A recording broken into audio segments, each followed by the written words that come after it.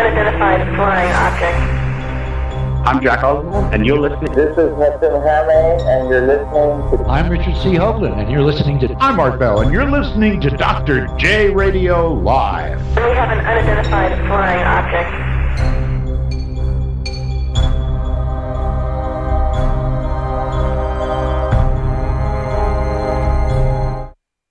Welcome back to another great episode of Dr. J Radio Live. I'm your host, Dr. J, broadcasting from the City of Angels, or City of Demons, depending upon who you ask. And we are internationally syndicated, starting with our home base, Late Night in the Midlands, as well as their terrestrial affiliates, and Black Swamp Digital Radio.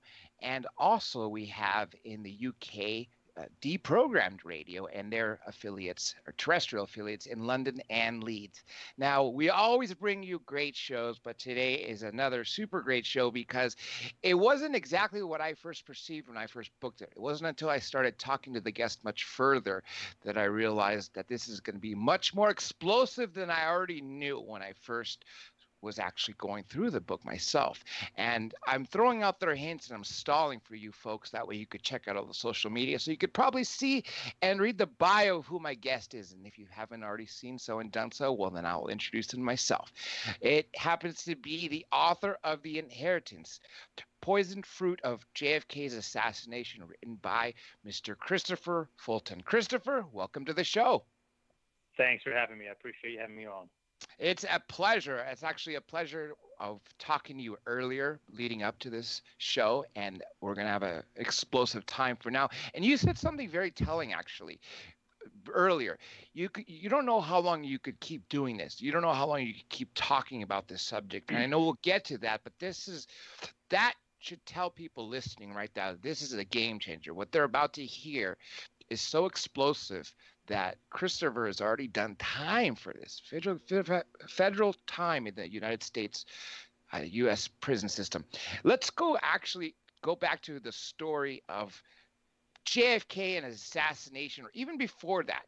Where would you start with your book? In say 1962, would that be a good year to pick up chronologically? Well, it's hard to know where to start, but what happened was basically all the materials out of the White House that was non-security reviewed and did not fall under the classification in any guise of a government review or in the investigation subsequent to that, whether it be the Warren Commission or the ARB's commission under President Clinton or the House Select Committee. None of this information fell into that investigation. So we're basically, my friend and I are reviewing raw materials that were removed from the White House by Bobby Kennedy and Evelyn Lincoln, who was President Kennedy's secretary. And we're trying to make sense of this and gaining information from this. And then people were involved in giving us some direction. And that's basically how this started. Now, let's go back into your history, because that has something to do with what happened later in life with another country. We'll get to that. What did I know you grew up in a family that was rich with military history, but you didn't follow that route. What did you end up doing as a career? Well, I was supposed to go to the Annapolis Naval Academy, but I decided against that, and then went ahead and did commercial construction work, and I wound up in Vancouver, British Columbia, building high-rise towers. But that work subsequently took me to an invite to Moscow. And when I was there, I had a meeting that was not pre-planned by me in any way, but it turned out to be a private meeting in the Kremlin. And the gentleman there was General Alexander Levitt, who was the head of their intelligence services and was going to be running for the presidency of Russia. In that meeting, he briefed me that he was aware that myself and my friend had become the inheritors of this information out of the Kennedy White House, and he was interested in pursuing that and releasing that through Russia, that we would not be censored. But of course, I did not wish to comply with any of that and did not discuss it, and left Moscow. Now, again, going with the evidence that you said that we're talking about of what they wanted of recordings, let's talk about what the actual evidence regarding JFK and even his assassination and leading up to his assassination, with the fallout between him and the CIA. Well, there was President Kennedy entered the White House, I think, probably as most presidents do, but in 1961 and 62, things changed, and one of the things that had changed is the Bay of Pigs, and in that operation that he inherited from the previous administrations and through Nixon that had planned this, and with Eisenhower, that the CIA had promised to take out Fidel Castro in a small uprising, or an uprising that was going to take place on the island, and then a small invasion force was going to be utilized to keep us out of the picture, but really take over that position in Cuba. Well, President Kennedy was lied to by the agency and was promised things by the agency, and Allen Dulles conveniently stepped back and wasn't even around when this operation took place. And then President Kennedy was forced to take the blame on that. He was so furious about all of this, he took the blame, but he fired Allen Dulles over it. And there was subsequently a falling out between the Central Intelligence Agency and the Pentagon and the Kennedy administration after that. Now, he actually recorded conversations to protect himself after the fallout, right? Isn't that some of the recordings? That's exactly why those recordings took place. I spoke with the agent that had installed those for him, which was Robert Bauch. He was the head of the Protective Research Section, Secret Service, and there was very, very few people that were aware of those secret recordings being in place. But President Kennedy thought it was imperative that those recordings be made because so to history, so that he could show exactly how difficult this process was for him and how he was being subverted on almost every agenda. Now, again, staying with the evidence, we talked about the recordings before it passes on to Bobby Kennedy. Do you have any specific recordings? Because I read something in your book about the actual assassination. You have evidence of the frontal headshot, right? I was in possession of the closest physical evidence to the frontal headshot that occurred in the limousine in Dallas. That piece of information, that physical evidence, was left at Parkland Hospital. The Secret Service was not aware that President Kennedy was wearing it that morning or that afternoon. That evidence was so important, Bobby Kennedy ordered Robert Bauch of the Secret Service to fly to Washington and pick that up and deliver it to him personally. It was kept out of the FBI's investigation on purpose and was used to conduct an investigation that Robert Kennedy was utilizing himself for his brother's assassination. He needed to know what the major political players were involved in this so that he could stop us from going to a new confrontation with Russia. And to his credit, that's exactly what he did. I read that in your book, there was, during the assassination, that because of the recording, he said something that he had gotten hit prior to the fatal shot, right? You're talking about what actually happened in Dallas? Yes. The head wounds, there was, from what I was explained to me, there was two head wounds. One that hit him in the back of the head, almost simultaneously the one next to the one that hit him in the front in the right temple. The one that hit him in the right temple was a frangible round and disintegrated or did not act as a normal bullet would have. And that information, that impact of that explosion was it left forensic evidence on the watch, which was that he was wearing, which was the evidence in question, which is only a few inches, 4 or 5 inches from the explosion to the right temple. Now, we have a chain of custody of people who carried the evidence from the recordings from JFK, which passed on to Bobby Kennedy. And then after he was assassinated, did it go to Evelyn Kennedy or Evelyn Lincoln, or did it go to JFK Jr. first? No, the children were specifically kept out of all of this. The whole family was. It's very interesting. When I contacted Caroline Kennedy in 1996 and then spoke with them later, they weren't aware. The CIA wasn't aware. Nobody really knew the extent of what these materials had or what they covered or what was involved. This stuff was so covert and kept away from everybody that it went quiet, it went dark, and nobody knew what was there. So it was kept that way for purpose to keep keep the Kennedy family safe. And if Bobby Kennedy didn't make it in 1968, which he didn't, that was the instructions given to Evelyn Lincoln, who was in the possession of all this. Who was the actual person that contacted you to give you this evidence? Evelyn? Well, no, Robert White was a close friend of mine. He lived in Catonsville, Maryland, and he was a military historian at one point for the armed services. And he had become like a surrogate son to Evelyn Lincoln. They didn't have children. So basically, she did not want this information and all this material to fall under the guise of any agency, the NSA or the CIA or the White House or even the JFK Library or the National Archives. So she was very specific about wanting a private individual to take possession of this, or at sort of certain time that this would not be classified away from the American public or taken or destroyed. So she entrusted this to Robert White. It was done through a court process, and then it did transfer, and some of that information then transferred on to me. And then Robert White had contacted me to do a book. We were going to do a book together and try to give some of this information to the American public, what we thought we could do. And then, of course, he was going to open a museum for the American public, too, to get this information out. But neither one of those things was successful. Now, you were the first person to hear these recordings since Bobby Kennedy, right? I was the first person to review them at length, to be able to listen to them at length, yes. And what did you learn from hearing the recordings and reviewing them?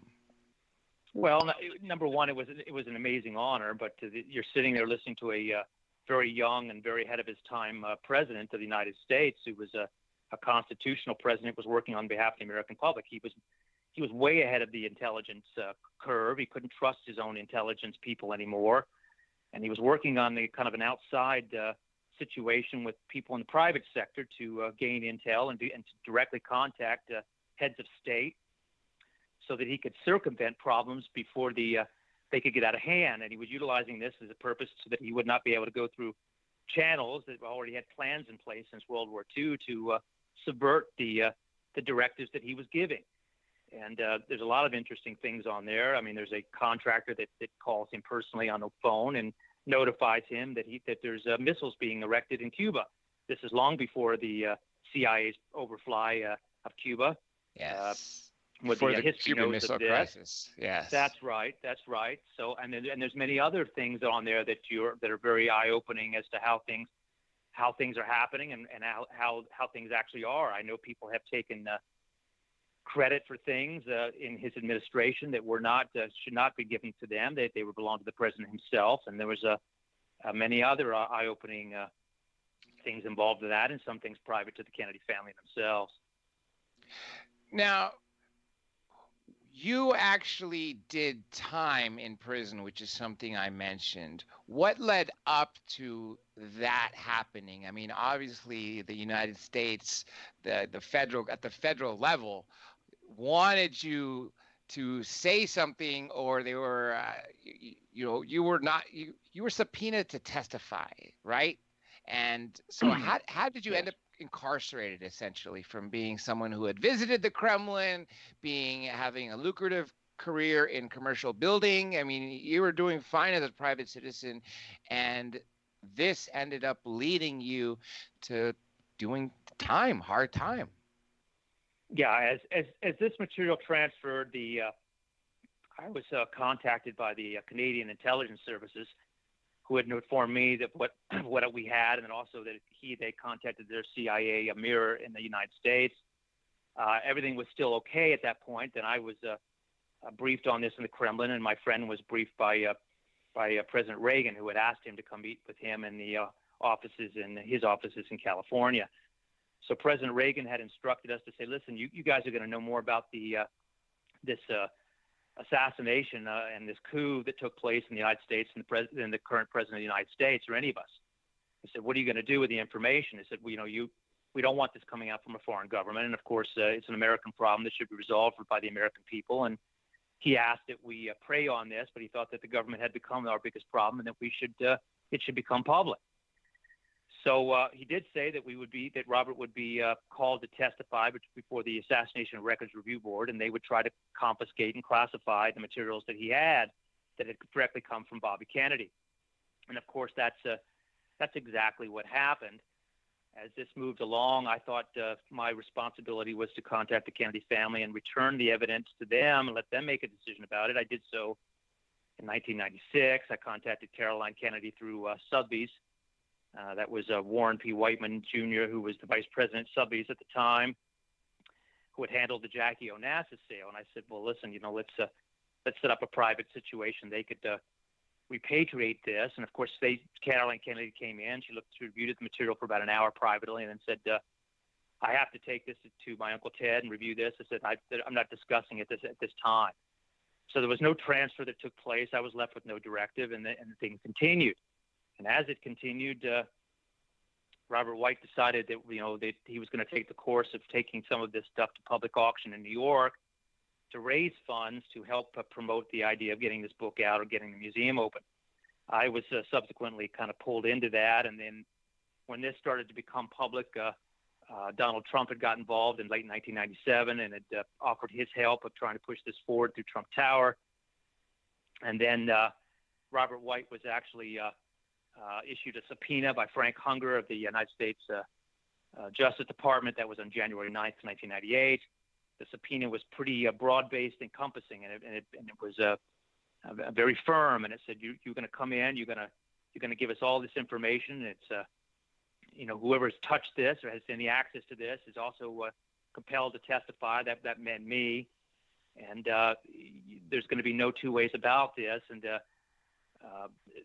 Robert White did come in. He did get debriefed by the Justice Department. He signed agreements with them and the Kennedy family.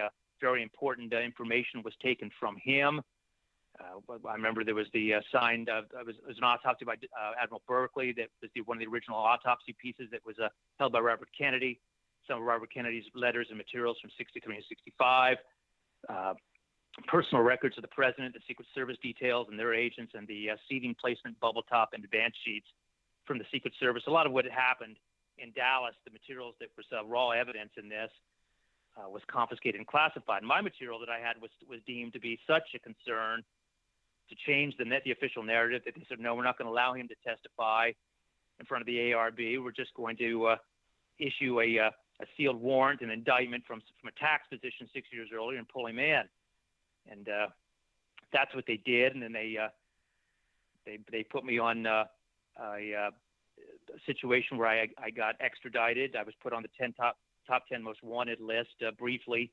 Wow. As armed and dangerous wasn't correct information, and they apologized and they corrected that after the fact. But of course, that was done to purpose, and it affected its purpose. I was brought from Canada to the United States. I was placed on federal aircraft. They put me up at 10,000 feet. They fly me for 10 minutes and pull me down, and we'd go back up in the air 10,000 feet and then back down again. Diesel therapy. I go all over the country, different states, and I do that every day. So it's to disorient you. There's no attorneys. Nobody knows where you are, and it's just to let you know that you've lost all power of your life. Then I went to another facility on the East Coast in New Jersey where they put me. I had to sleep in a military coffin for about a month. That's the only place they had for me to sleep. And then I went to the inner city jail in Baltimore, inner city, which is an very old facility, and I slept on cobblestone and urine and feces for a while. And that place was used to house runaway slaves. That's been around for a long time. And then I went into the Fourth Circuit federal facility at Charles County Detention Center, which they do a pretrial holding there. And that place is a maximum security hold where they've got dogs, German Shepherds, and batons. And I watched a few people taken out for lethal injection. I watched one of the people I was very close to get his head cracked open and die in front of me there while I stood against the wall. After about a year of that, they threatened my family, and then I capitulated, and I had an agreement signed with the Justice Department saying that I would give up my constitutional rights, and I would be facing 50 years, and I would be debriefed and interrogated by the Justice Department and the intelligence community over this documents and material evidence. It was material and document evidence that they wanted, and I agreed to that, and I had to go in without an attorney, and of course all that was sealed. How long did you do? How much time did you actually serve? The entire length of this process was 8 years. Wow. And you but said I was facing 50 years of incarceration. Yeah. 50 years, yeah.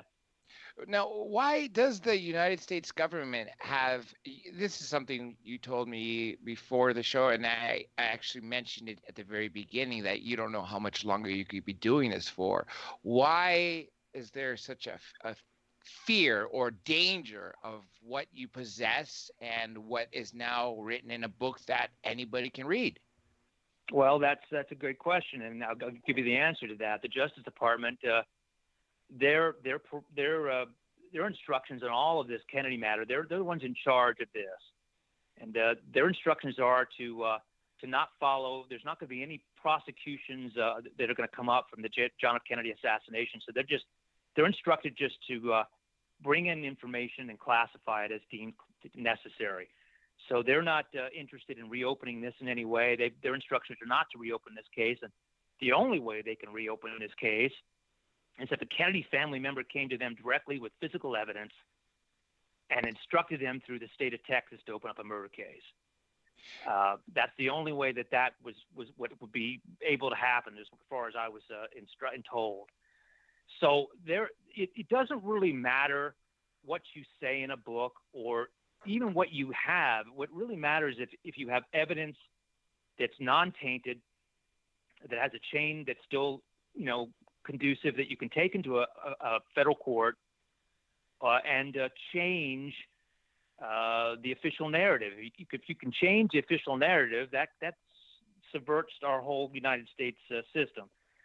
Every law that's been passed or everything that's been said officially from the United States government's position could be undermined and changed and then be argued in a court of law that it's all illegal. The whole Johnson administration was illegal. So that being the case, you're open, to say whatever you want. But if you have a piece of evidence that's tangible and legal to take into a federal court, now you pose a serious threat. And so that threat has to be addressed quickly and put down so that that information can be collected and classified away from the public eye and away from the court system. That's what's really the main concern. I know we mentioned it earlier when one of the first things I asked you about your career, which brought you to the Kremlin, and you ended up meeting that foreign minister. Why were they personally wanting to have these recordings or this? I mean, now that we've gone this much further into this interview and we've laid out exactly what it is that you have, were they wanting to have this evidence as sort of blackmail against the United States, or what was their reasoning? I mean, you could only speculate, I guess, is the best way to say this. But in your mind, when you were meeting them, what kind of questions were you being drilled about? Well, it was a power play. I mean, obviously, these are materials that are looked at as a power situation, depending on how you're going to utilize them. And the Russian government, from the very beginning of this, wanted this information in the public to throw off the threat from their country of having a missile launched against them, or to have any way of blame to be put on them from this whole tragedy and incident that took place with John F. Kennedy in 1963. So much so that the Russian government put so much pressure on the Johnson administration that the Johnson administration really reacted with the Warren Commission to absolve them more than for information to the American public. At the time President Kennedy was assassinated, Russia was on high alert and ready for a missile launch. Yes. We were as close to that endeavor as we've ever come, and they were ready for even a rogue launch by the Pentagon at that particular time. And Bobby Kennedy's main objective, number one, even why he had the tragedy of his brother to deal with, and also a coup that had happened in the American government, was to quickly gain information. And I think he had most of that information within 24 hours to be able to make these judgments, but he needed to gain information very, very quickly so that he could absolve the Russian government from being involved in this and not pursue any lines and guarantee them that we would not pursue any lines that would take us to war, even on a first strike to Moscow, which is the plan that was put in front of the president. I believe it was 1962. at a first strike, we were losing 46 million American dead. It was just totally unacceptable to have an exchange of any sorts, whether it be a limited exchange or not, to the Kennedy brothers. So they really lost their lives over that basic principle that they were not, there was a lot of things that they were going against and a lot of things they were changing, and they were, in my opinion, they were right. But the main thing was the fact that they were trying to keep us out of an exchange with Russia and trying to keep millions of Americans from losing their lives. And that's the real premise that John F. Kennedy lost his life over. 9 days from the time that President Kennedy was assassinated, our government would have reformed. And what I mean by that was President Kennedy had written a secret memo aboard Air Force One when he landed in Love Field. That memo said, "Government reform, we are going forward." And that would have been included in a speech that would have been given at the trademark. And that was a coded message that was going to be given to the Russian side, the Khrushchev, to let them know that they were going ahead with their plans, the Kennedy's plans in Cuba. And within 9 days, there would have been a reform. We would have had a democratic elected Cuba one way or the other. The CIA would have been finished. And the mob connections that had been utilized since World War II had been over.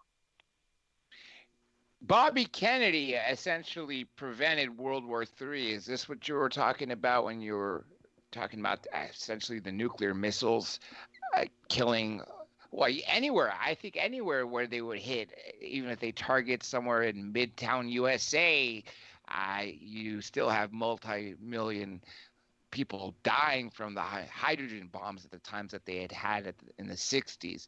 But I would think that this would have involved, once the Russians launched their missiles and we were hit and we fired our birds back at them, I would think there would have been other nations that would have been thrust into such a war, which would have essentially been just like this, what I just said, World War III.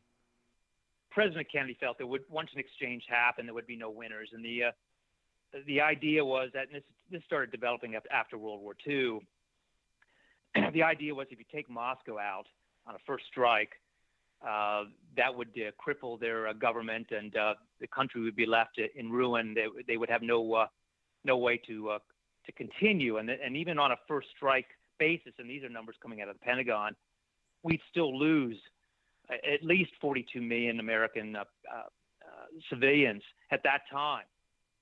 That's not to say we would have lost a lot more, but that was what we're looking at as a minimum mark. And of course, that's right. I mean, it could have cost and then in the hundreds of millions. But the Kennedy brothers were looking at these numbers very closely. And of course, this is all very classified information, and they were looking at all these very closely and said, no, it's not going to happen. Whether it's going to be a limited exchange or a full-off war, we're not going to allow this to unleash, because the weapons are of such mass destruction now that there's not going to be any winners. Nobody wins. It's an all-lose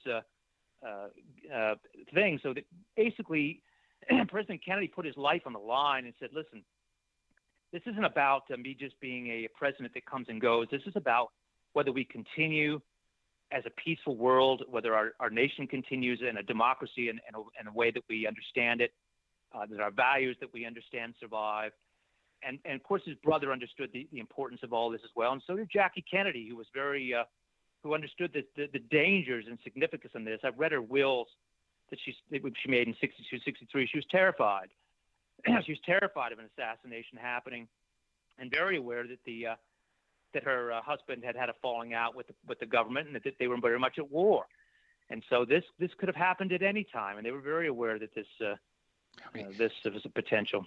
So Jackie Kennedy actually wrote a will for herself in 62 and revised it in 63. So a year before her husband was actually killed. Really, Jackie? I didn't ever consider that. She had spoken about being assassinated even at that time. Yes, absolutely.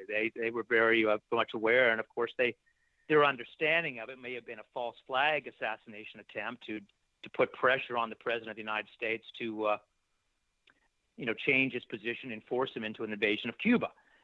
But that false flag turned into a real assassination in Dallas in 1963.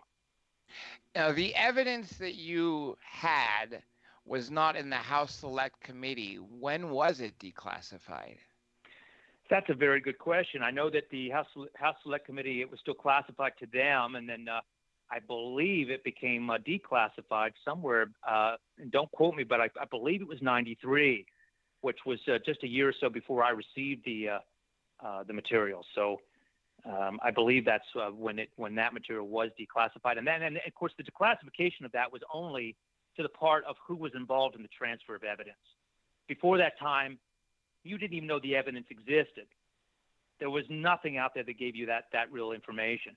So in 1993, they basically declassified the information that said, okay, it came from this agent, from this hospital, went here to this agent signed for it. It went back to Jackie Kennedy, and then went back to, that's what they did at that juncture. But it didn't go into details of what was involved. Now, let's go back to the actual recordings in 62 and 60, or leading up to his assassination.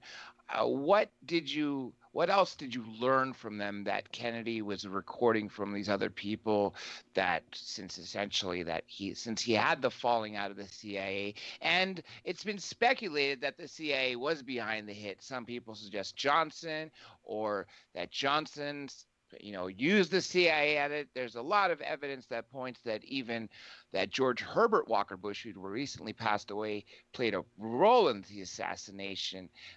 But were any of these things mentioned at all, or any of these people being recorded? Yeah, there's amazing recordings, and we don't have enough time to go into it all now. But you hear the president talk to the man he used to replace the head of Dulles at the CIA, and talk to him, and McCone, and trying to get a handle on whether he was with the brothers to sort out the CIA and get these rogue agents in line, and or whether he was going to ultimately turn against them. And of course, towards the end, the brothers realized, and they discussed, that he was ultimately turned against them. There was a lot of information on there that is very interesting, and I think it would change the way people look at the administration and the way that the people understand all of this. So what years were you put in prison for that time that you spent, the 8 years? I mean, when was the beginning of the time that you were the extradition started in Canada? I was arrested in August of 98, and then I went through, I believe I got out about 2008. You also, when you reached out to Caroline Kennedy, and was this before, I don't recall off the top of my head the year JFK Jr. died in that plane crash. Was that 98 or when, 96? He had contacted me in March of 98 about the evidence, and was very interested in acquiring that. He passed away in I believe in 99, which I think was July, if I'm not correct. But I was in federal prison at that time. Wow. Yeah, that's amazing. Which prison again? Well, I initially had gone out. I've been through several prison systems going through the process of what they call pretrial. Pretrial detention, right? Pretrial detention, maximum security facilities across the country. And when I was actually given my sentence, which takes some time to go through that process, I'd already spent quite a bit of time in prison at that moment. And then I went on to a place called Loretto, which was a small federal facility on the top of a mountain in Pennsylvania. And that was placed pretty exclusive, about 100 inmates there. And then it was kind of reserved for people that had White House problems or CIA problems, or drug problems of Hollywood families and that sort of thing. And it was kind of mixed together, and keep us out of harm's way, close to D.C., but not too far away. And then, of course, very exclusive. It sounds like you just said it's almost as if it's like a black site, a black prison. You know what I mean? Off the books, a place to keep people that would harm the United States in some way or another, such as the evidence that you had yourself, which it still blows me away that they actually put you in prison over this and you were. Well, that's a big part. Years. That's a big part of the federal prison system is for people that have contention or problems, whether it be a patent on a better contract that of $1 billion that is going to be lost by somebody, or the government. You have information like myself. It's utilized as a tool to keep you hidden away. In my case, I've been told it's probably kept me alive. I did visit a place at Lewisburg. I was in Lewisburg Penitentiary for a short while, and then when I went to Lewisburg, at the camp there. But I actually visited the what they call the cheesecake factory. I worked outside of that, which is a blacked out place. It doesn't exist, and that is a federal facility where they keep people under complete wraps, all the windows blacked out. You get blacked out windows coming and going. They have places that exist like that. People just aren't aware of it. It's kind of like Florence ADX, which we are aware of. It sounds like the conditions that you're talking about, no windows at all or anything like that, really like a Supermax, but a real Supermax because it's not known.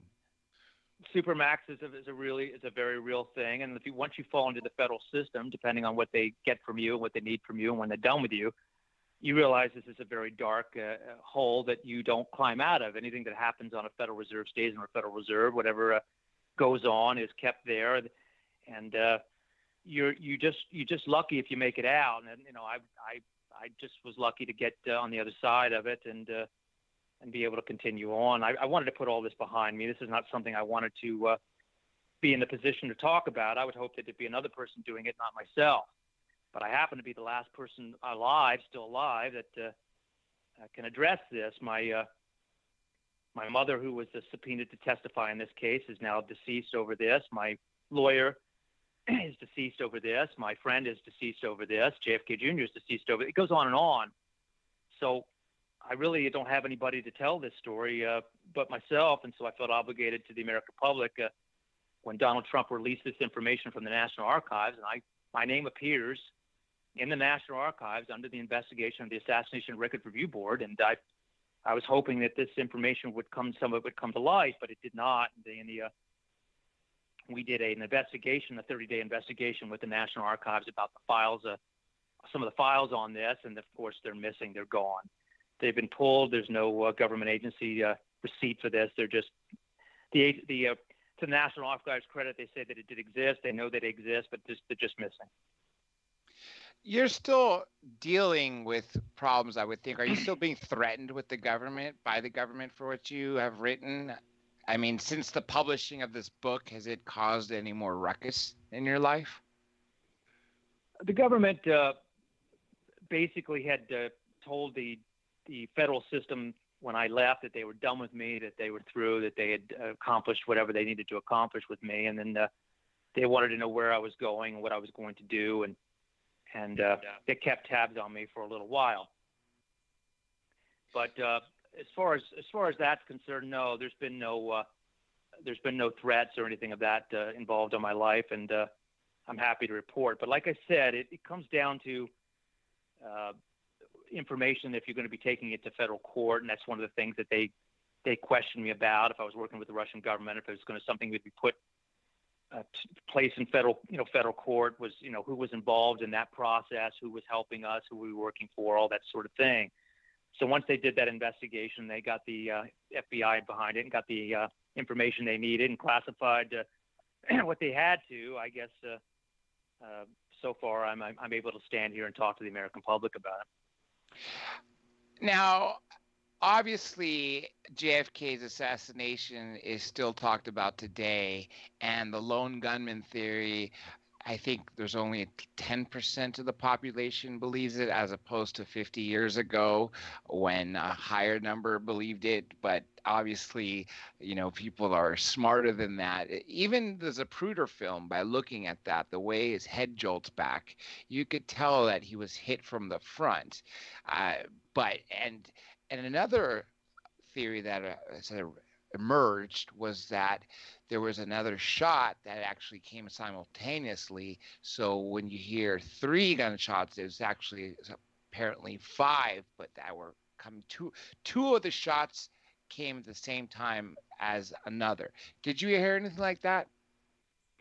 Well, I mean, speaking with the Secret Service agent that I did, him briefing me on this, and of course he thought I had the complete trust of Evelyn Lincoln and the backing of the Kennedy family, although I did not have the backing of the Kennedy family at that time. But he opened up to me in great detail of this because I had the evidence involved and thought that I was working on behalf of JFK Jr. But he had said that they had enough evidence collected within 24 hours to show that there was a coup, domestic coup that had taken place in Dallas, and that that evidence was overwhelming. So it was. There's no question as to the fact that there was a coup that happened in the United States. The president of the United States was taken out with purpose. There was a change in our government immediately 180 degrees that we have not changed back to course since then. And the president was hit in the right front temple. That's the fatal shot. Now, we mentioned earlier beforehand the CIA, and I mentioned George Bush earlier in this interview, and also what we talked about beforehand, and of course Johnson.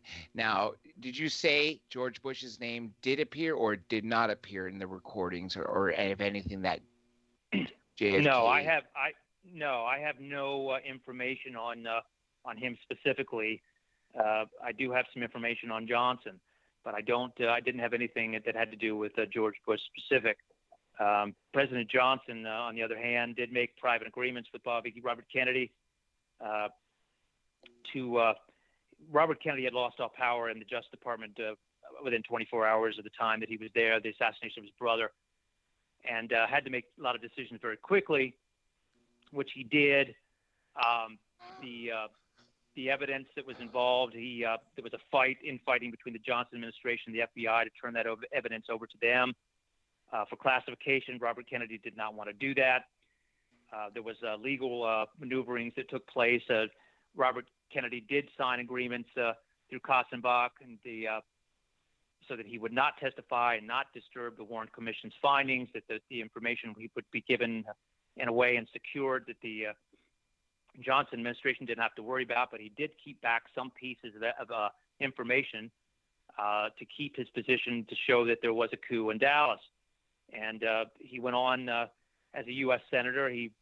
With those agreements in place with the Johnson administration, but he broke those. He decided he was going to go against that, run for the office of presidency in 1968. He knew the risks he was taking. Excuse me.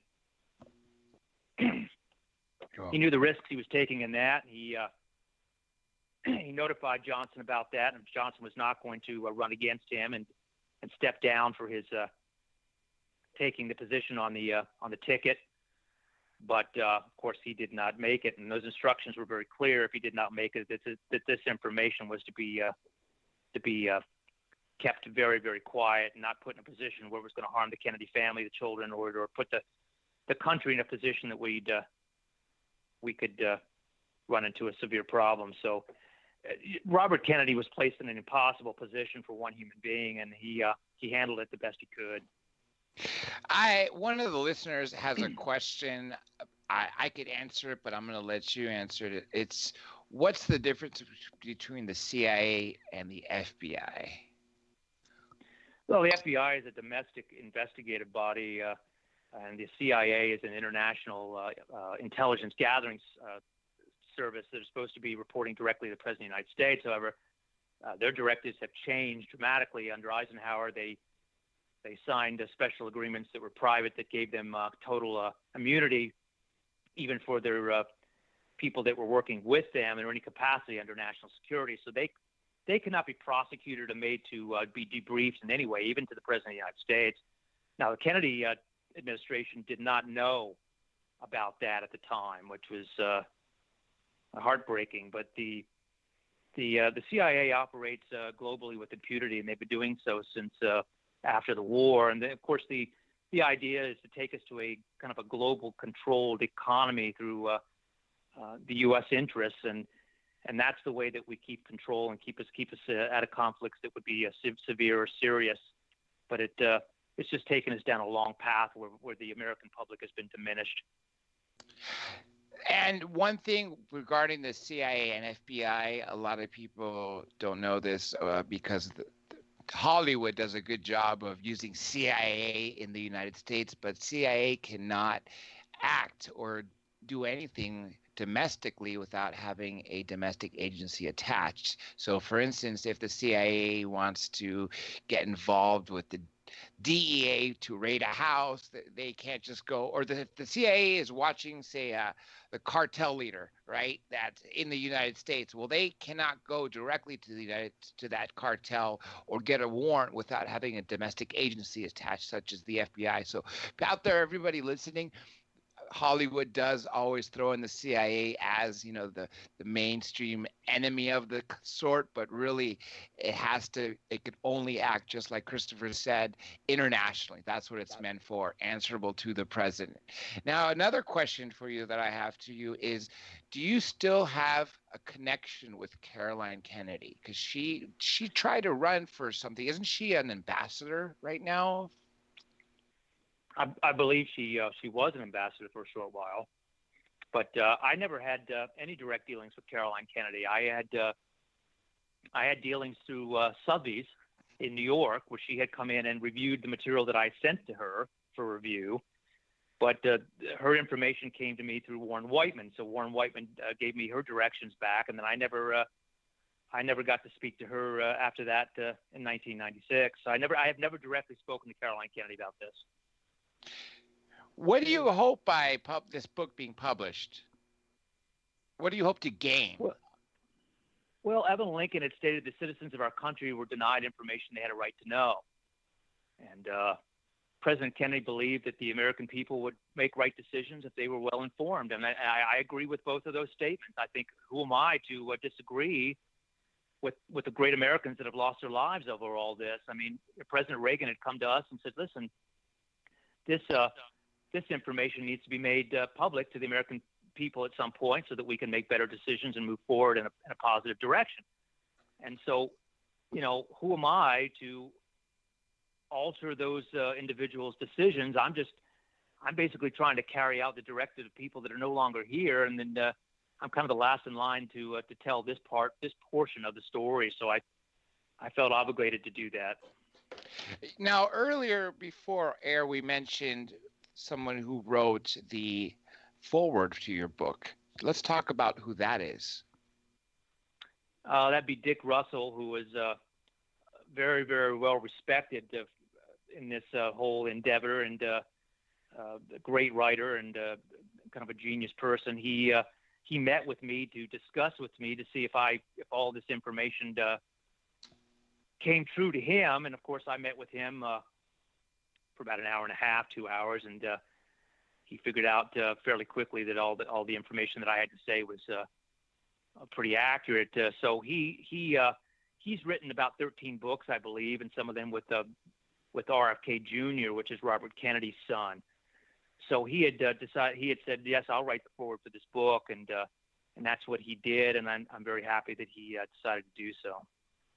Now, in your book, which is really cool, you have a lot of pictures of things that, for instance, one thing I was looking at from your personal record, a letter from, Robert Kennedy collection. There's quite a few here. Letter to Christopher Fulton from President Kennedy's photographer, Jacques, is that how you say it? Lowe? Jacques Lowe. Yeah. How did you get in touch with all these people? Is it because you have all this information? Well, I had this inside information, and as it starts to unfold, one number turns into another number, and you become part of the inside track of this.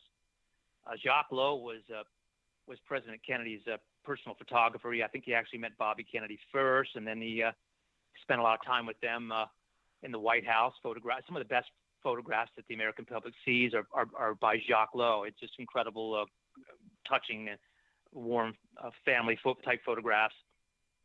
But Jacques was very disturbed by President Kennedy's assassination. Then he was really behind Robert Kennedy going to the presidency in '68.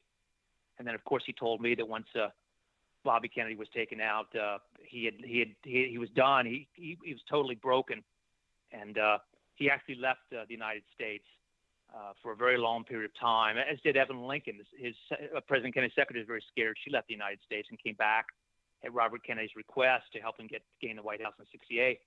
So these individuals were very scared for their lives and for the history, for the history of what they knew and for how this country was proceeding. So they actually left the United States. But a lot of Jacques Lowe's materials, a lot of his really interesting, incredible photographs, and some of them very important photographs that have never been seen, were destroyed on the 9/11 towers when they went down. Tower 7, I would think. Is that where they had a lot of the government buildings or offices? I don't know specific, but I know that his family had gone to collect the safe after they had actually found his safe with all his negatives and things in them, and they opened the safe and it was empty, it was gone. So all the pictures were removed. Now, there is somebody I want to ask you about, Robert White, but I'm going to hold that for a break. So if everybody stays tuned real quick, we're going to take a quick break right now so we can open up a whole nother chapter talking about this and going back and reviewing some other Kennedy family members. So everybody stay tuned. We'll be right back in a couple minutes.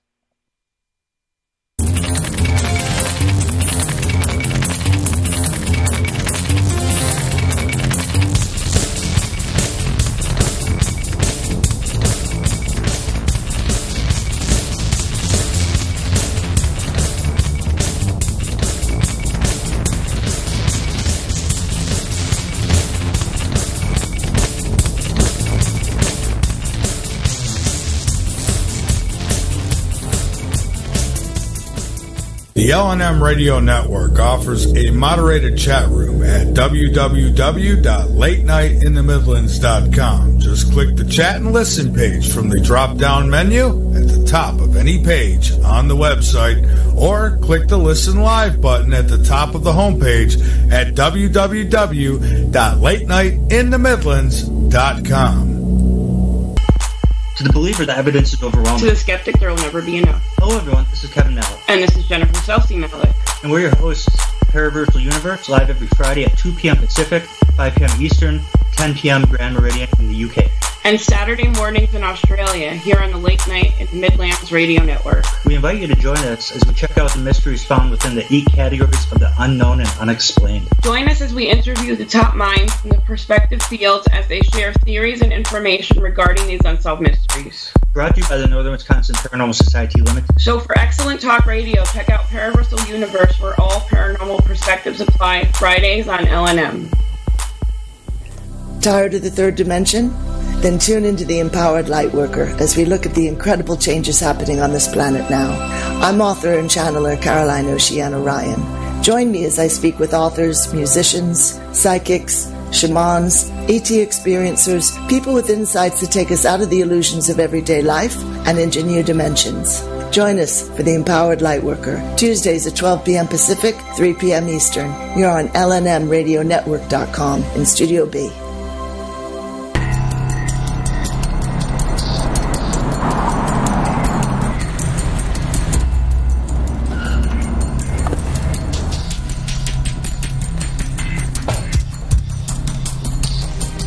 This is a warning, and it might be the only one that you get. For those who don't mind leaving the world unchanged, this is not for you. But for those who want something more, for those who wonder what it feels like to make a difference, this warning is for you. There is a profession where you work with the most volatile, explosive medium known to man. A career where challenging the status quo is part of your daily to-do list. A line of work where you lead those you love to struggle, fight, and conquer. The future hangs in the balance. You will wage war on things like doubt and I don't get it with a relentless arsenal of yes, you can. And consequentially, you will start raging fires of ambition that can never be extinguished. Also, I should warn you, your identity will be compromised and you will be known forever like those whose lives you change. So consider yourself warned. Should you take this on, you will leave a legacy, you will change the future, and you will feel what it's like to make more. Okay, class, we're going to go ahead and get started. Put your hands up if you're paying attention. Okay, now, we're going to go over where we stopped last week. We're going to go over...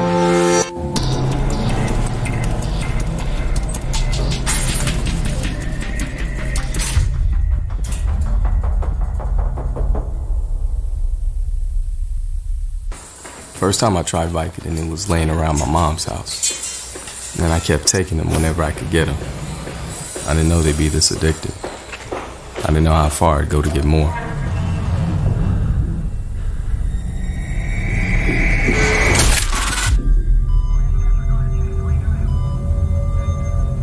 They gave me Vicodin after my knee surgery. They kept prescribing it, so I kept taking it. I didn't know it would be this addictive. I didn't know how far I'd go to get more.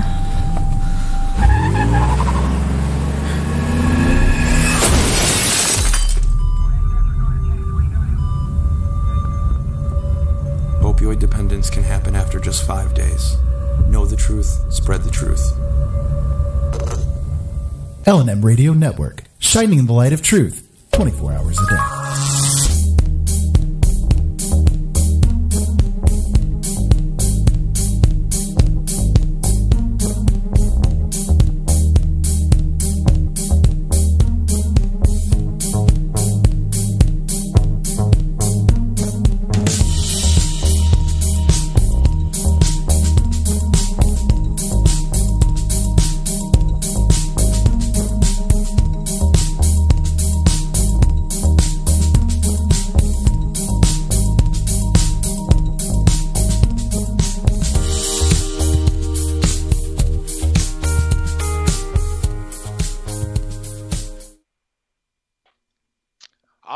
Welcome back to the second hour of Dr. J Radio Live. As you know, I'm your host, Dr. J, broadcasting from the City of Angels. If you happen to catch our show late, well, then you happen to know that what we've been talking about is JFK and secret recordings. And it's actually about one particular person, the author of a book that we're talking about, the inheritance, poison fruit of JFK's assassination. We're talking about his story, which actually has to do with all of us and all of the JFK family, not just JFK himself or his assassination, but also his son and his brother and so on and so forth. And that happens to be, of course, Christopher Fulton. Christopher, welcome back to the second hour. And before I go back to who I wanted to ask you, which I mentioned just before the show, which was Robert White, I've had some questions that popped up in the chat that I do want to ask for the listener's sake. The first one comes from Jason Lawrence. Says, do you believe Vice President Lyndon Johnson was involved in President Kennedy's killing? Yes, absolutely. He was involved. He was involved in the fact that he was aware of a false flag operation against the President of the United States. He could be shot at to push him into a position in Cuba. And he was also aware that if he was helped in being complicit in this, and if President Kennedy had died subsequent to that false flag operation, that he was in the position with Hoover to cover that information and take us to the planned 10-year war in Vietnam out of the Pentagon, which was going to show our resolve to the Russian government and hopefully keep us out of war or an exchange with them. And to answer your question, yes, he was involved. Okay. This is another one from Black Dog. This is the same person who asked about the difference between the CIA and FBI. Okay, I'm just going to read it and let's see if we can get an answer here. Where is our security going? Why I'm finding people who are scared and they are unsafe about their well-being in the United States. What do you say about something like that? I guess he's addressing the feeling secure as a United States citizen. Is that what we're asking? I think so. That's all I'm getting. I read it literally word for word. I'm assuming that's what it sounds like. Well, our own security, yes. I think Americans can feel and understand that their freedoms are being eroded, and that I can tell you from firsthand experience that if you do find yourself on an opposite side of an agenda that's important enough, that your life is rather worthless to the overall scheme of things. You're not being treated as someone who has worth or value as a U.S. citizen. You're being treated as someone that can be easily manipulated, put in prison, or killed if necessary. So to answer the question, I could see there should be a great concern for the decreased security of every citizen of the United States. We are expendable. That's a very good answer. And like you said, our constitutional rights are being eroded every year, every single act. And what better way than to scare us by other things like, or certain things like false flags? Very good answer to that, Christopher. Let me just address that very quickly. As someone who's been through the federal court systems multiple times and watched people that I've done time with, they put shock belts on them and give them life sentences where they're never going home. You cannot, as a lawyer in the federal, any federal circuit system in the United States, bring in a constitutional argument or issues into a federal courtroom. You will be thrown out and disbarred, never allowed to go into a practice in federal court again, bring in the United States Constitution. And the United States Constitution is what this country was founded on. And if we can't argue those points in a federal court, where is this country? Yeah, that is actually a very sad thing. And you know what, as someone myself who went to law school, I would have to really worry about that if I ever got involved in that sort of defense. But fortunately, the only defense we've ever had to do was low-level sort of drug possession or DUIs or that sort of thing. But this would have been something more of a bombshell. I think at the same time, your lawyer was probably at risk the entire time, wasn't he? And you said he passed away too.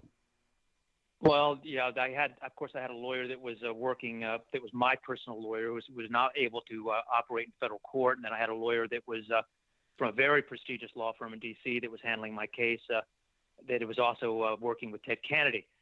So he was actually, when I was at my sentencing, he was shaking like a leaf, scared. For himself. Big-time lawyer that makes millions of dollars, shaking like a leaf, worried that the agreements were going to be breached somehow in this courtroom on that particular day. And it was a very serious situation. Now, I'm going to revert back to what I mentioned right before the break, and that's why I held off till we get to break so we can have more time for this. The question was about who is Robert White?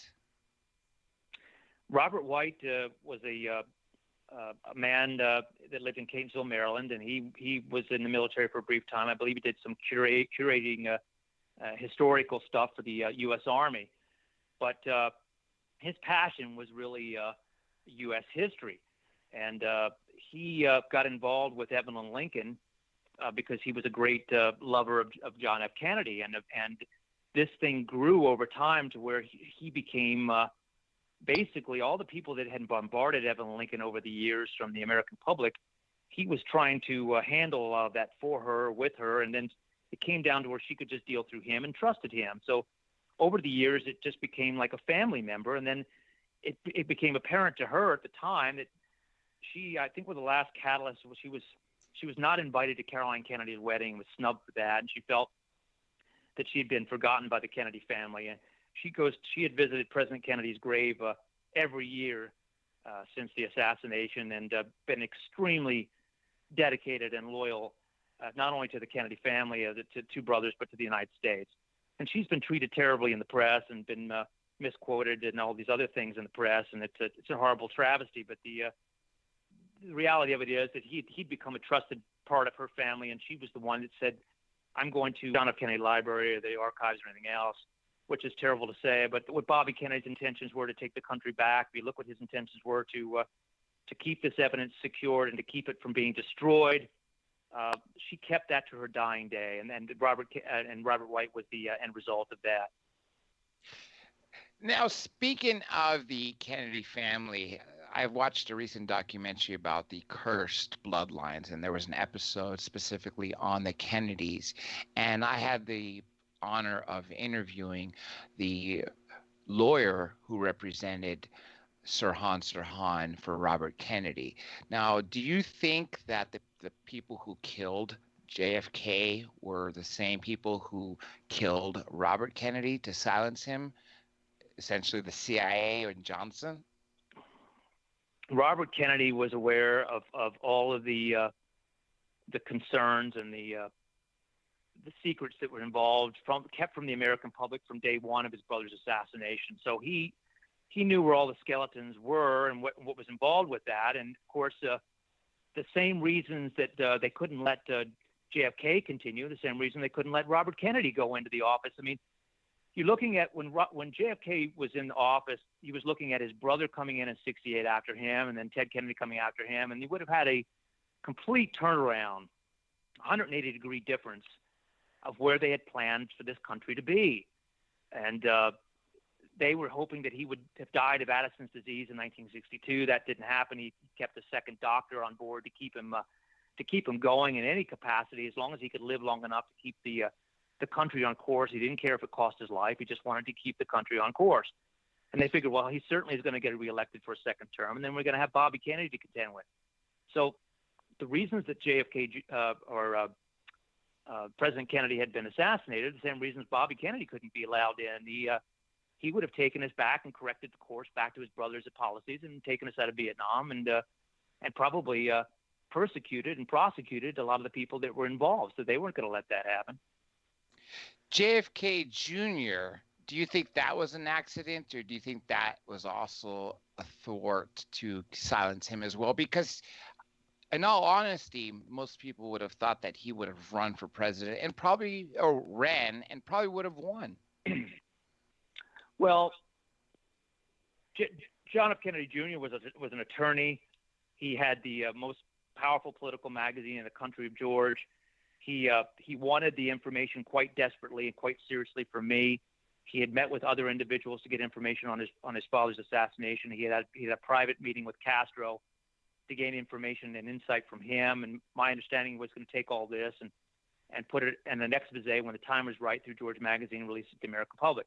Now, I was very excited at the thoughts of that happening because it would not have been censored. It would not have been a debatable situation. You would have had the son of the President of the United States talking about factual issues of a coup that happened in this country and what happened with his father and his uncle.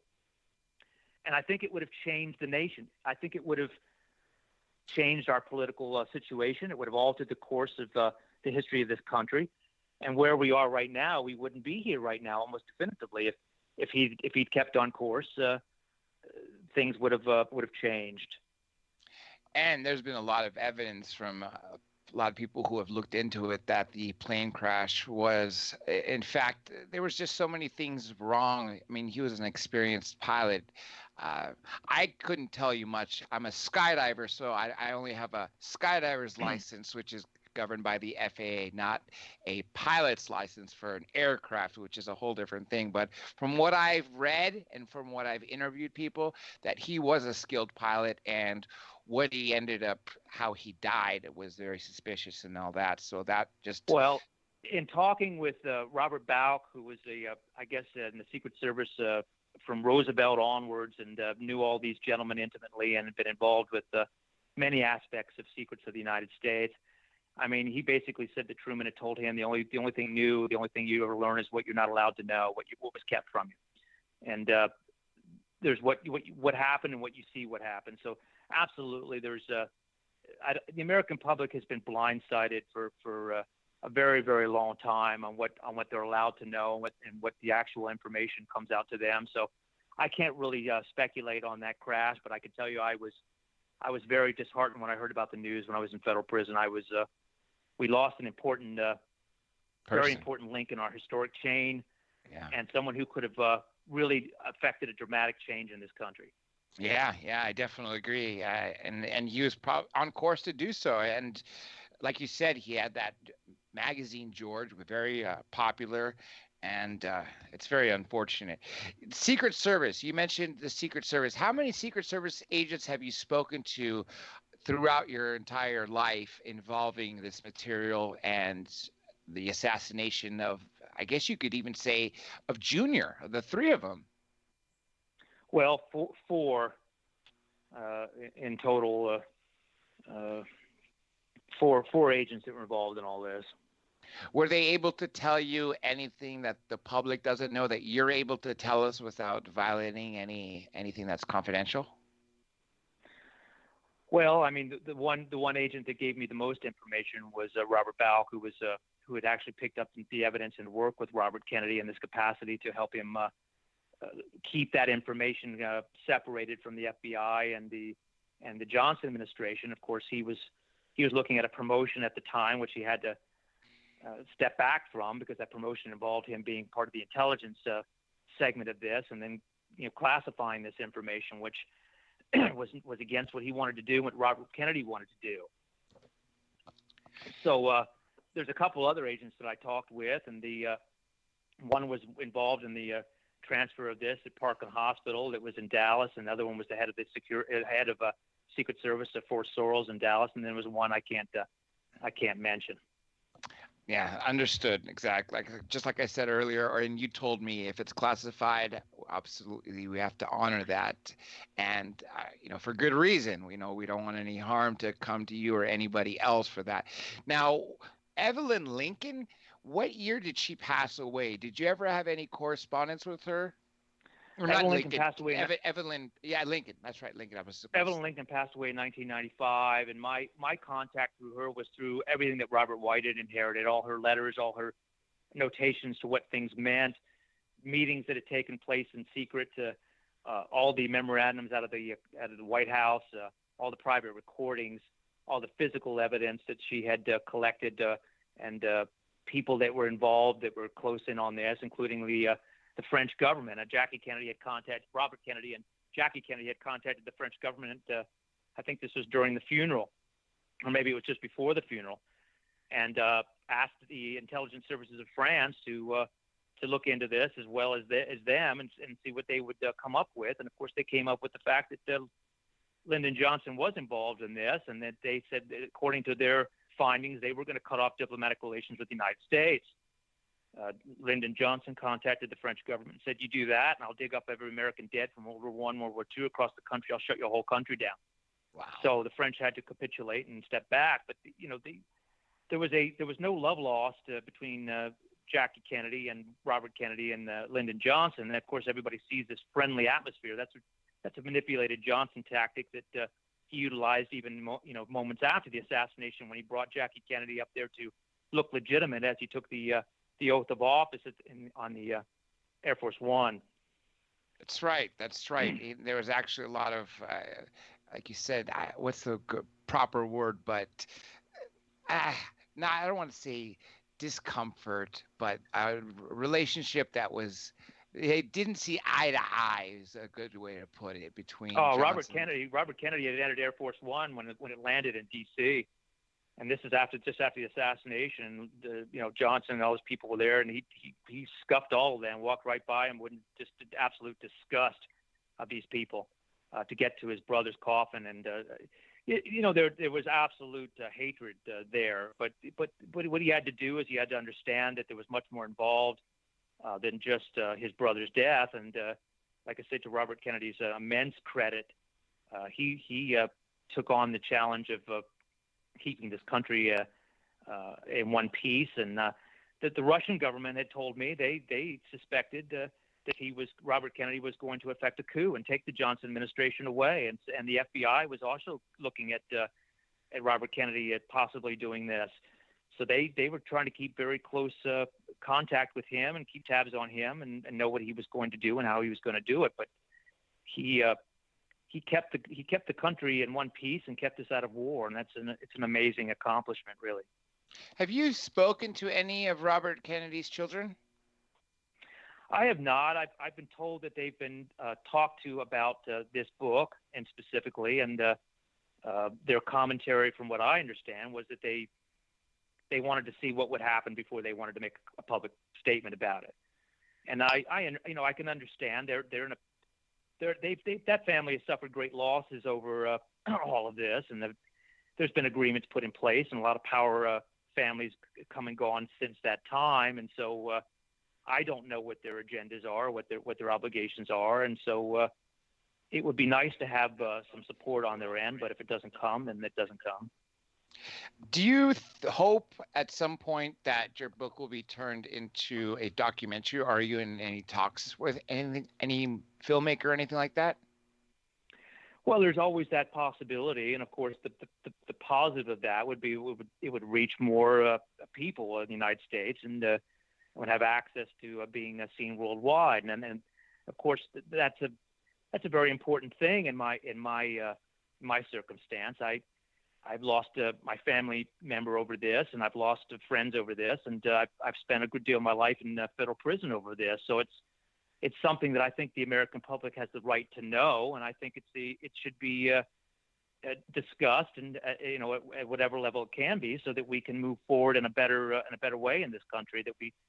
That's continual blindness that we're operating on, or this dissension between the distrust between the American public and the government.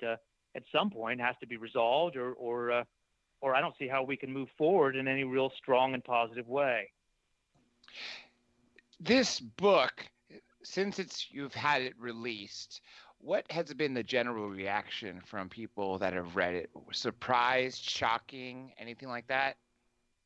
All of the above. It's been overwhelmingly positive. I've had federal judges contact me. I've had professors contact me on the phone for hours wanting to talk about this. I had one professor out of Massachusetts that said, who's very well known, but I don't know if he wants me to use his name, but he had mentioned that this is probably the best book he's ever read on this subject, and most important. Only when I think he had to do with JFK Jr.'s death, but I've had amazing responses to this. I've had women in their 70s come to dinner and cry at the table, saying that this changed everything for them. That it's really extremely moving and given them so much more perspective and answers on what had happened, and that's what I think that's what really should happen. I think it should be a healing, that this country should come clean on the mistakes that it's made and say, listen, we took wrong turns. We made these decisions at the time.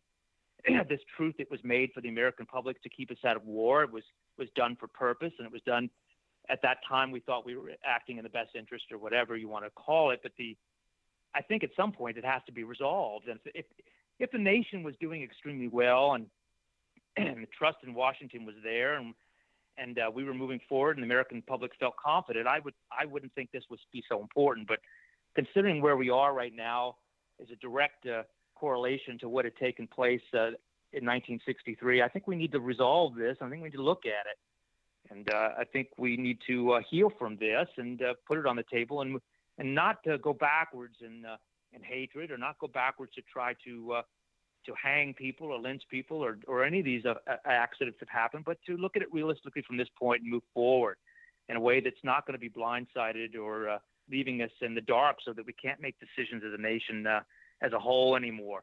We can't leave it up to these sole individuals. I mean, obviously the president is one of the people involved specifically in this, and it's a hard task in that office right now to make anything happen. But I think the American public needs to be informed. I was reading about the Evelyn Lincoln Project. Can you tell us some more about that? Well, the Evelyn Lincoln Project was a code name that was given to this whole matter by the Central Intelligence Agency. Maybe it was also utilized by the FBI, I don't know, but it was used by the National Archives, and it was used by the Assassination Records Review Board that was reviewing this. So I guess just that code name caught on. And what it has to do with is the materials that were non-reviewed and classified that were coming from Evelyn Lincoln, especially the Bobby Kennedy materials that we're so interested in, that had been transferred to private hands. That was the concern. What was going to happen with these materials? Who was notified?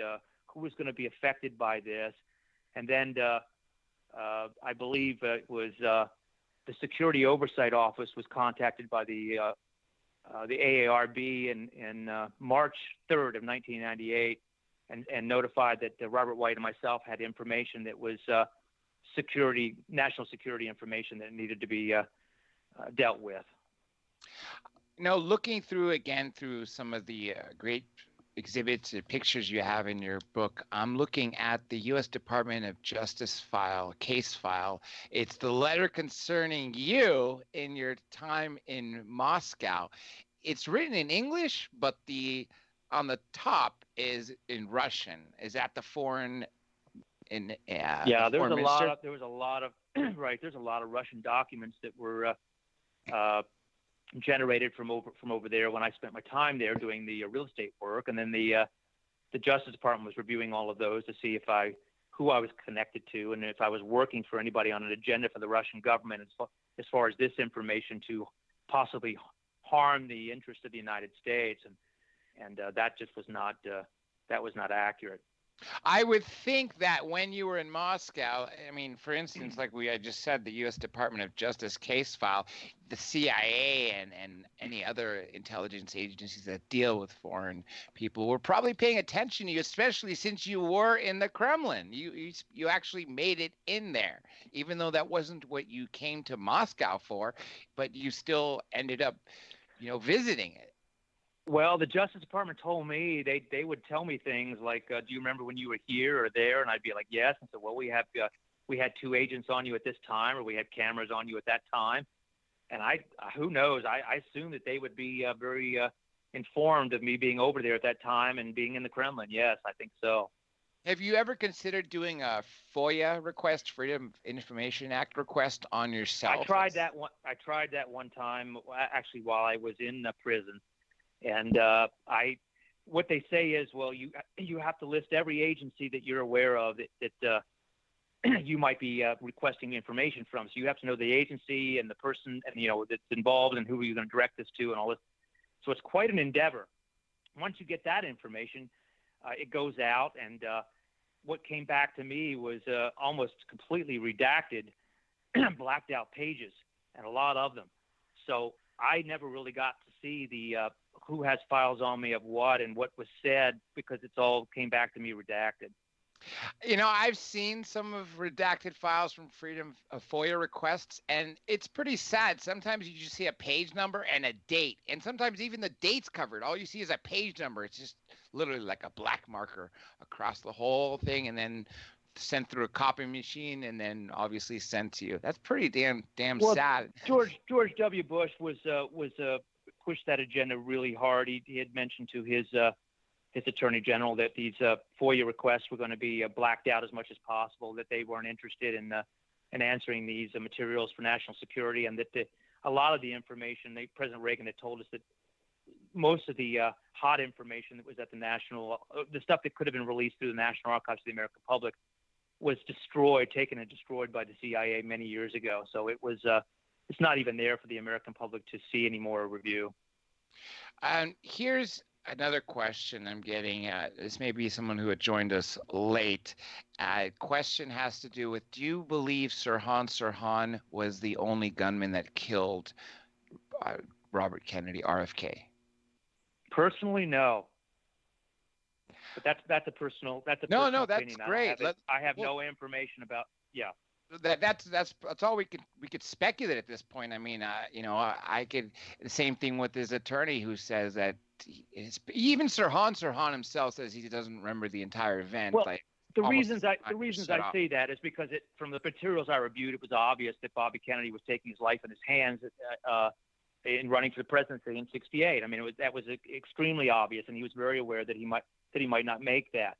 I think the last thing he said when he was shot is everybody else okay? He was a person that had everything. He had a beautiful wife, and he had lots of children. He had a lot of money and a lot of power and everything else. He didn't need to put his life in jeopardy, but he realized that he was not going to dishonor his brother, and the course that he was so emphatically behind, and that he said the country has been so divided over Vietnam and is going in so the wrong direction. $5.75 billion being allocated to the wrong people of power in the United States. 2.6 million people being rotated through Vietnam and losing their lives. 50-some-odd thousand American lives lost over there. So he took it upon himself to run and change the direction of the country. And he knew that he had a slim chance of surviving the process. That's why he gave instructions to secure this material if he didn't make it. And of course, he made a slip up in California at a speech at the university, where somebody had asked him at the end of the speech, who killed your brother? And he got emotional about it, and he responded saying that there was nobody more concerned about who killed his brother than he was, and that the records to the National Archives would be open at the appropriate time. Well, that was part of what got him killed. That was breaking agreements that he had made with the Johnson administration, or the President Johnson himself, and that did not fare well for him. Several months ago, it definitely was several months ago, when JFK's assassination file was supposed to be declassified, and President Trump decided not to do it because he said until all parties, plural, are no longer alive. Do you know anything about that? Do you know what parties he's concerning or about this? President Trump's intention was probably to release all the materials that he could, but my understanding is in the 11th hour that the CIA and the FBI had come to him and they basically said, no, you can't do it, and for these reasons, and he had to comply with that, which shows you the extreme seriousness and the power behind the country, and telling the President of the United States that he's not going to do that, even though he has the power to do it. So I think these things were put off for another couple of years, and they will. But it doesn't matter how far they get put off, because even the most damaging materials are not there anymore. There's three things I was explaining. There's three things specifically you'll never see. One of them is any IRS documents that have to do with Oswald or Jack Ruby and that sort of anything that has to do with the IRS. And of course, I was prosecuted through the IRS. The second is going to be any grand jury testimony. Of course, I gave grand jury testimony in my case. And the third thing is going to be anything that has to do with Bobby Kennedy's evidence that was kept outside of the agreements with the federal government in 1965. And of course, that's exactly what we were reviewing. So most of the materials that I was reviewing and the whole case involving our situation is not going to be seen by the American public. So unless I write a book about it and talk about it, nobody's going to know about it. Is there anything that you testified at the grand jury that you could talk about now that is not in the book, or is everything included in the book? Most everything I could say is in the book itself. Of course, that's not everything, but I did the best I could to present the story so the American people could get the facts. Of course, I also didn't want to harm innocent parties involved in this, or people that are still continuing to have positions of national security and protection of this country. I don't want to harm their careers as well. And I've also been instructed to be careful about pulling people and destroying their careers from even back then that are still alive, and that's what Donald Trump is facing. So to answer your question, yes, there are parameters which I have to work within that I try to do in a mature way, but I did the best I absolutely could and put everything I could personally on the line to get this information to the American public. Let's talk about how your fate or your life and what you possessed crossed into the Clinton White House. How did they play into it? The Clintons had written me while I was in prison, both Hillary and Bill Clinton. I'm not 100% sure how that would have panned out differently if it had gone a different way, but it was Janet Reno that was pushing the buttons on my case. Of course, she was the Attorney General under President Clinton, and she was the one that was making the ultimate decisions on my fate. At one point after I was arrested, it was even discussed of letting me go, but Janet Reno went directly to Janet Reno, and Janet Reno's response was, "No, we proceeded this far. We want to debrief, and we got to continue this process." And they felt the only way that they were going to get that truthful debrief from me was to put me under the gun, and then finally threaten my family, and that's how that took place. They weren't going to mess around with this. They weren't going to let this information. The information really had a chance. All of this information really had a chance of breaking out to the public in 1998, 99. It would have really changed the image of the assassination as the American public knows it. It would have changed the direction of this country. And for whatever reason, they weren't going to. The Justice Department was, and the powers that be were not going to allow that to happen at that particular juncture because of the elections that were coming up and some other things involved. So that was the year of your arrest. You said 98, right? 98, yeah. 98, yeah. And this is very shocking that you've had to go through all this literally because you came into possession of the same attorneys that were putting pressure on me were also defending Bill Clinton in the White House with the Monica Lewinsky affair at the same time. Also, the attorneys working on behalf of John and Caroline Kennedy were putting pressure on me. And then, of course, the Justice Department. There was a lot of people involved in putting pressure to bear on this. So it was a situation they were not going to let out the bottle at that time. Has your life been able to return to somewhat normal after having served 8 years in a maximum security penitentiary? Normal as anyone else that could come back from war or come back from any long prison term where you've watched in security situations where you watch people die, maximum security where you watch people die in front of you. It changes you forever. It takes away any innocence that you had. And you have to mentally recover from that, which doesn't take months. It takes many, many years. Yeah. So it's an ongoing process. It never ends. And I still, to this day, have nightmares about things, and I have to work through them and then take it one day at a time. But it's a process. It doesn't go away. And that's exactly a lot of people do say that do serve hard time is they suffer from PTSD. They wake up nightmares of being in prison, or like you said earlier, you're talking about you saw your friend in prison, had his head cracked open and essentially killed.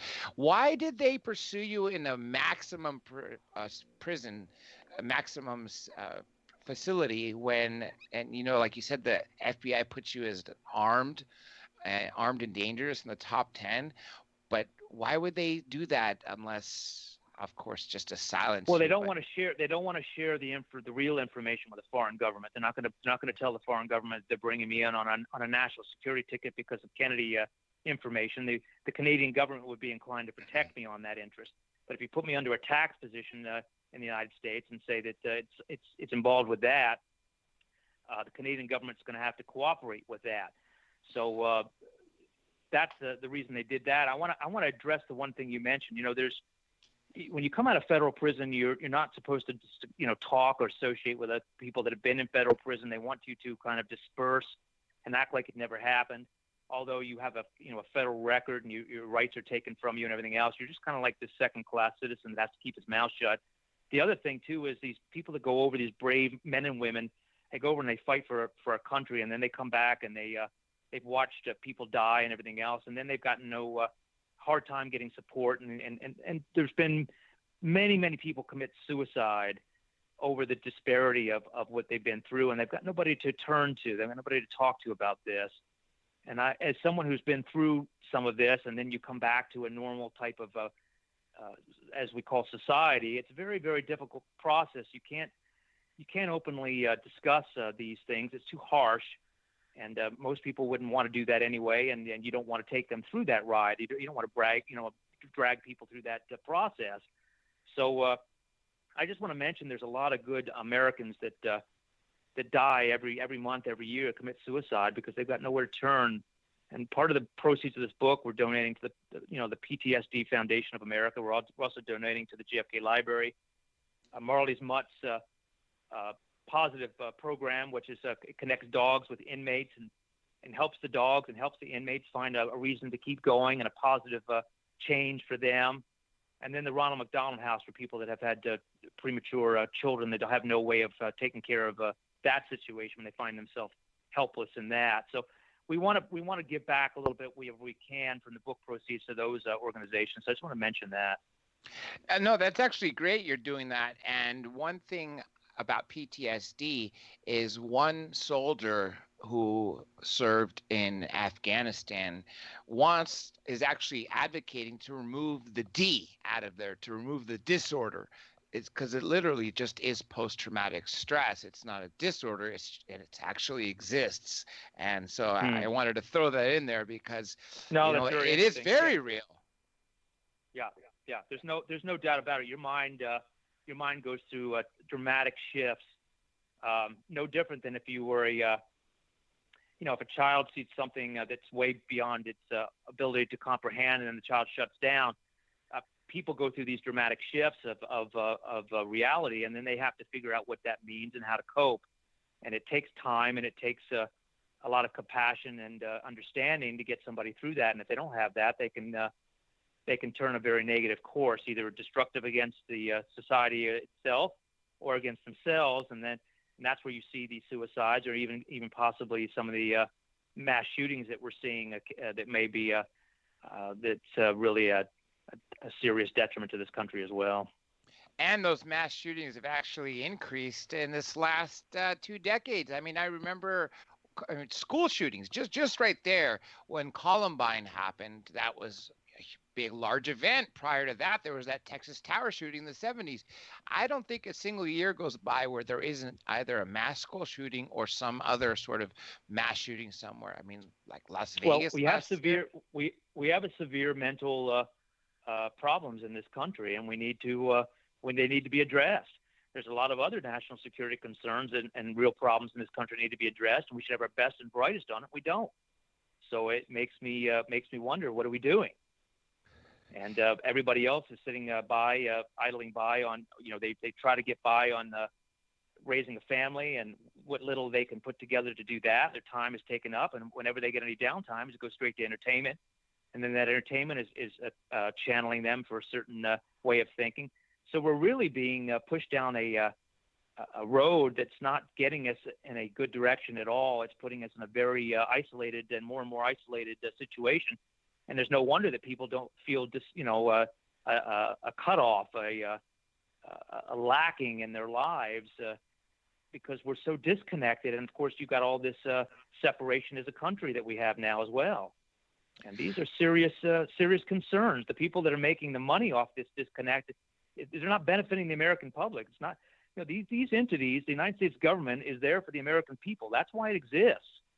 And so the real power of the United States is the power of the American citizens. So they've got to try to figure out how to take back that power and operate it in a way where, and first thing they've got to do is get informed.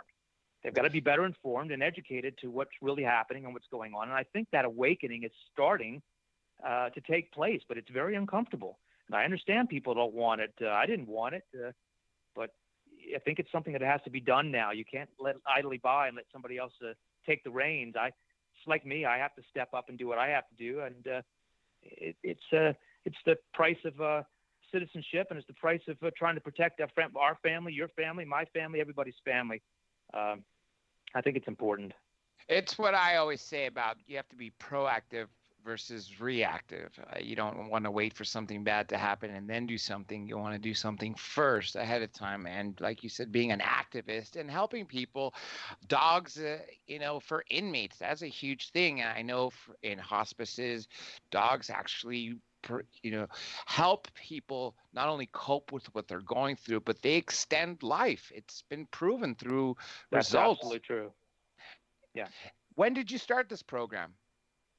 Well, I didn't start this. This is Marley's Mutts, which is a program run by Zach, who's a gentleman out here in Tehachapi, California, and he almost lost his life over an issue of a health concern he had, and a dog had brought him back from the brink. So he really decided to this dog and to all dogs to try to do what he could to save these stray dogs, and one thing led to another, and now he's really got an amazing organization going on where he takes, and one of his programs is to take these dogs, which are off, that are being saved or off the street or people can't take care of, or whatever situation they find themselves in, and then take those dogs and utilize them to help match up with prisoners who are maybe going back to a society, and help them find a positive change in their life. And I think it's a very, very good program, and it's been getting extremely good results. So I'm for that, and we want to help that any way we can.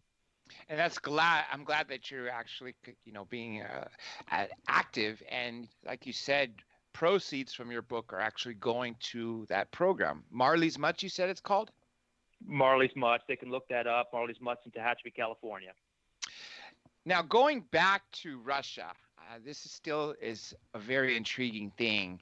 When you were in Moscow, what president was there? Was this during Vladimir Putin, or was this prior to him? Because you said you'd met with the foreign minister who wanted to be president. If I'm not mistaken. Yeltsin. This was Yeltsin's time in office. This Okay. was General Alexander Levitt, who was the one who was really instrumental in getting Yeltsin into office, and then he had planned on running for the presidency, and the United States understood, from what I understand, that he was the best shot at that time for gaining the presidency of Russia. He was running their intelligence services and running the military, and pretty powerful man over there. I did not I did not know I was going to walk into a meeting with this man. I came into the Kremlin. I'd been invited to go to the Kremlin theater to see the ballet there, and I'd sat in the Politburo seats, and I thought, okay, well, maybe they're just VIPing me over here.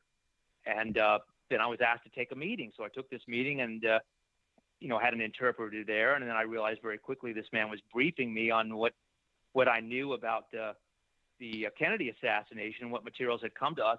And when he told me that he knew that Robert and I were the ones that inherited these materials, I was taken back. And I thought, my God, I'm on the wrong side of the ocean. I find myself in the Kremlin, being briefed by their head of their military intelligence, and I just felt compelled. I was going to be a military officer myself here in the United States. I thought, well, no, I'm not saying anything in this regard. And I thanked him for the meeting and said he could have a better chance of discussing it with someone other than myself, and hoped I could leave. And of course, they didn't threaten me in any way. They let me leave. I was very fortunate. When I came into Dulles Airport in Washington, I kissed the ground. Yeah, I would imagine. So how long were you in Moscow for? Because you came out there to build or to upgrade the suites, you said. My job was to go out. I'd built high-rise towers in Vancouver, and my job was to go out there and try to bring these flats up to grade A specs, American specs, because that was really who was coming into the country at the time, these foreign businessmen, to get these oil production and business, international business into Moscow. So in Moscow, you don't have houses; they're all flats, and of course, the building can look as bad as you wanted it to at the time. But inside the apartment itself, that's what mattered. And there was no phone books there; it's all who you know. And if we could get those up to spec, then the business person would come in, and it's very interesting because the flat would be bid up. You'd have an asking price, and then the prices would go up from there, and the highest bidder won. So when the person came in, they'd have a place to conduct business in Moscow and then move forward. And of course, that was a very open market at the time I was there. Now, we got about 15 minutes, actually a little over 10 minutes left. So trying to recap a couple things. Back to the recordings that you heard. There's a lot to go through to review them, but what are some of the most, especially for the people who tuned in late, I want to catch this all, what are some of the most shocking revelations? I know we probably covered this in the beginning, but I'm asking you to say the three most shocking points or periods of recordings or people. Well, I want to be very careful about the recordings because there's quite a bit of that material that I don't have direction on, and is even though I've been given agreement of a green light by the Justice Department, I should have some direction on that before I speak about it. Most of the material that I tried to cover in the book, but there are things in there like President Kennedy knowing about the missiles being erected in Cuba before the time. That's I can speak about that. That's huge, JFK, by the way. That's actually very big. That's huge. Of course it is. JFK had called, several agents to brief them in the Oval Office about Cuba and discussed some key points involved. Basically, JFK was ahead of the intelligence that was coming to him. He was working outside the parameters of their intelligence and working around them and in ways that showed you that this is a very intelligent person that was operating on behalf of the American public. And so he was trying to go to the sources direct, and he was using people like people that were in the press corps that he trusted, or people that were in Hollywood that he trusted, and they were given national security information and getting to the source. But the Pentagon and the CIA was furious over all this, that this was not the way that it had been done over the years, and they were desperately trying to get rid of this procedure, not have President Kennedy operate this way. But he felt it was necessary to do this to maintain the integrity of the country and not get out of hand. He'd already experienced that his orders had been subverted and that he had to take the blame, and he didn't want to continue that process. He wouldn't last very long politically if he had to keep doing that. So he understood very quickly that he had to keep people on record, and he had to back it up. Just for an example, there's one person in the administration that had downright lied about some of his career notes or nods after the administration went over, and some of the recordings will totally 180 that. But there are things that can hurt careers and people, but they show the president of the United States as what he really was, which was a constitutional president that was far advanced than what we understand. Did any of the recordings ever anybody mention Marilyn Monroe? No, I have no recordings with anything to do with Marilyn Monroe. Okay, that was hate to disappoint you on that. That would have been great, right? That would have been great. Sure. Now, let's talk about your website, CM Fulton. I've noticed you have a couple cool videos that I watched, 2 of them. What do you offer? Let's talk about your website to the people. Sure. Right? CM Fulton. If you go there, you can see a couple of videos to give you an idea of what the book is about. And of course, on there you can see some documents that were put in the book. We were, anybody who's familiar with federal case files, there's boxes and boxes of files. I sent some of those files, some of that information to the publisher. He went through, and to his credit, allowed some pages to be printed that showed some foundational issues involving the Justice Department and their subpoena situations with this, and then their interrogation with this, and what they briefed my sentencing judge about before I went, which I never saw, by the way. That document actually came to me in the case file after the fact. I've never seen that briefing instrument before. But there's pictures of Ronald Reagan meeting with Robert White over these materials, and other pieces of information that people can see and review to get an idea of what we're talking about. I see, of course, on your website you have, this is Dick Russell. I believe that's him with Tucker Carlson before he passed away. Obviously, you have a link to DickRussell.org. I guess that would be a organization in his honor, because if it's an .org is a .com. That's just my guess. Maybe you could explain that a little bit.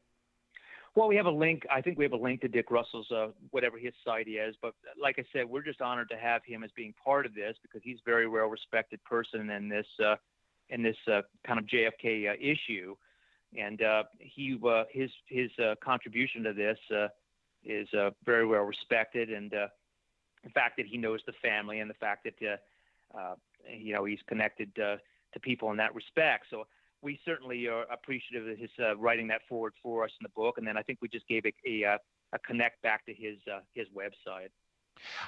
With the videos that I've watched, obviously the first one that you have, Something Big is Coming, History is About to Change. If anyone hasn't seen it, make sure you check it out, cmfulton.com. Again, you could also see it on Christopher Fulton's biography on our website. And also another video, it's all really about all of us. Can you tell us again, since we're winding down to the last 5 minutes, why it's all about all of us? And I know we've said it throughout. That video, that's Debbie Reynolds' niece that starts off that video, and there's different people from different walks of life that are just reading pieces of the book. But basically, the book matters to all of us, because it's not a story significant just to myself or to Robert Kennedy. It's not just his mantle, or to JFK Jr. or to Robert White, myself, or Evelyn Lincoln. This story, this information really belongs to the American public. And my father had filmed President Kennedy, his inauguration speech in Washington, where President Kennedy asked, what you can do for your country. And this book is really what I can do for my country. This is my call to do what I think is right and to do what's important for the United States. Do you do speaking engagements about this topic? I have not been asked I have been asked once to do that in April, something coming up, but I have not been, I don't know of any other thing that I've been asked to do so far. Now, if you have a final statement for everybody, and of course, we already mentioned your website, what would you say to everybody? Well, I would say that the this is a great country and there were great people, and that the United States, I'm sure the citizens of the United States feel that something's been wrong on this issue for decades, whether you've been part of it or whether you've learned about it after the fact. And if you ask yourself that question, and the people that have, they're right. There was a coup that stole the power away from this country and changed its direction, and that direction would have been a much better country, a much brighter country, a much more powerful country, in my opinion, and something that we would have been all very much proud of. And I think that that's been stolen from all of us. And if we go back and look at this accurately and see the people that have paid with their life and why they did this and why they thought it was this important, and how we've benefited both positively and extremely negatively from it, I think we can move forward in a positive direction and take back what's rightfully ours. Very well said. Again, Christopher Fulton, everybody, make sure you check out his website, cmfulton.com, and it is available, the link on our website. Again, that's Dr. J Radio Live. As you know, folks, I always say this at every show, the only thing you need to know about this show is the name of it, Dr. J Radio Live. That is DRJ Radio Live. For instance, social media, Minds.com. If you don't have a Minds.com account, I highly suggest you open it up. It's very similar to Facebook. It's actually better than Facebook because it pays you in cryptocurrency. It also is open source, and you don't have to worry about people like Mark Zuckerberg, who operate Minds, selling your information to anybody because it's open source. You'd see it written in the code. So Minds, Patreon, Instagram, Twitter, Facebook, Flickr, Tumblr, YouTube, BitTube, anything you could think of, it's Dr. J Radio Live, DRJ Radio Live. The people I want to thank, of course, we have Katie and Daryl Neely, station managers and audio engineers for this show, and station managers of Late Night in the Midlands, and also the owner of LNM Radio Network, that happens to be Michael Vara. And we have Wise Frog, Paul, also to thank, from Black Swamp Digital Radio. And in the UK, we have JC. I want to thank him as well for carrying our show in the European theater. Also, additionally, I want to thank my social media manager, Pam Vrettenberg, and check out her website, unitedtruthseekers.com. And we also have my editor and my moderator, Adam Keene, who goes by Adaraki Studios. So we want to give them all a big thanks for helping the show get off its road. I also want to remind people that the archives on the show are going to be soon. Of course, you could still watch everything you want or hear everything you want on YouTube, but you can also download the files starting tomorrow. So check that out, everybody, on drjradiolive.com. With that being said, folks, we hoped you had a great and a very insightful night, as much as I did. I learned a lot more speaking with Mr. Fulton, and actually leading up to the show and throughout the show. And with that being said, I have to say I am officially signing off.